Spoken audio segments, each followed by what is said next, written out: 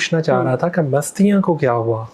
इतने बड़े बड़े नाम वहाँ पे भी मौजूद थे, सारा कुछ था, तो क्या हुआ मस्तियाँ में, क्या हुआ? अच्छा, यहाँ पे बहुत से लोग ये सोचते हैं कि ये शो बंद हो गया, क्यों ऐसा बंद हुआ, क्या हो गया था ऐसा। मैं बताऊं, इतना, क्योंकि हम लोग तो बीच में होते हैं, ऐसी कोई बड़ा ड्रास्टिक चेंज नहीं होता जिसकी वजह से शो बंद हो जाता है। ये चैनल की या मैनेजमेंट की अपनी मर्जी होती है कि शो को बंद कर दें, अब कुछ नया लेके आए।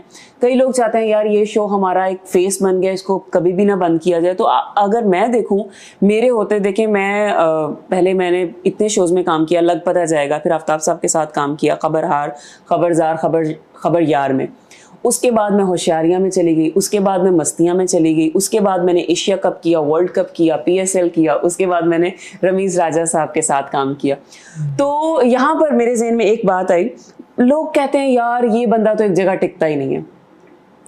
यहाँ पे मैं लोगों की यही बात पूछने लगा था कि होशियारियाँ में क्या हुआ, यकदम से आप गायब हो गई वहां से भी। नहीं, मैं बताऊं, होशियारियाँ में मैं सलाम पेश करूंगी हारून साहब को।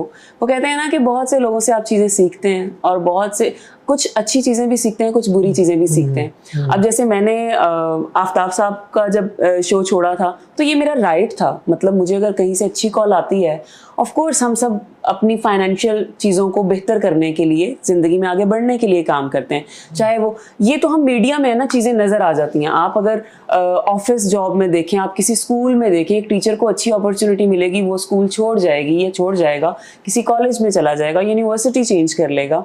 आप किसी भी फील्ड में देख लें, हर बंदा मूव करता है अगर उसको एक अच्छी ऑफर होती है।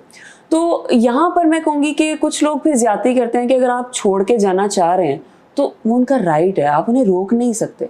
हाँ, अगर आप कहते हैं कि यार हम आपको अच्छा पे करते हैं, आपको वहां से कितना मिल रहा है, हम आपको अच्छा पे करते हैं, या अगर आप अच्छा काम कर रहे हैं, अच्छी अपॉर्चुनिटी किसी को भी मिल रही है, तो इनफैक्ट आप अच्छे इंसान तभी हैं कि यार जाओ, मेरी दुआएं तुम्हारे साथ हैं, खुल के खेलो। ये होती है अच्छे तरीके से अल्लाह हाफिज बोलना। हारून साहब को जब मैंने ये कहा कि सर मुझे वहां से कॉल आई है, तो उन्होंने कहा ठीक है आप जा सकते हो, ये आपका राइट है, मुझसे मत पूछो, अगर आपने जाना है आप जा सकते हो, लेकिन आपने खुद सोच समझ के फैसला करना है कि आपके लिए बेहतर क्या है। अगर आपको लगता है कि हमारा शो बेहतर है, आप यहीं रहो। अगर आप तजर्बा करना चाहते हो, मस्तियाँ में जाना चाहते हो, तो आप जाओ। मेरा राइट नहीं बनता आपको रोकने का, आपकी अपनी जिंदगी, आप एक आर्टिस्ट हैं। तो तब मुझे इतना अच्छा लगा, क्योंकि वो फर्स्ट रिएक्शन देखा था मैंने कि इस तरह से भी लोग अल्लाह हाफिज बोलते हैं। उन्होंने कहा बेटा आपकी, मेरी दुआएं आपके साथ हैं, आप जाएं जहाँ जाना चाहते हैं। तो खैर फिर मैं मस्तियाँ में चली गई। मस्तियाँ का जो शो है वो बहुत अच्छा गया, बहुत उसने बूस्ट पकड़ा, लेकिन वही हुआ कि आई थिंक वो 10 महीने या 11 महीने चला होगा, उसके बाद बंद हो गया था।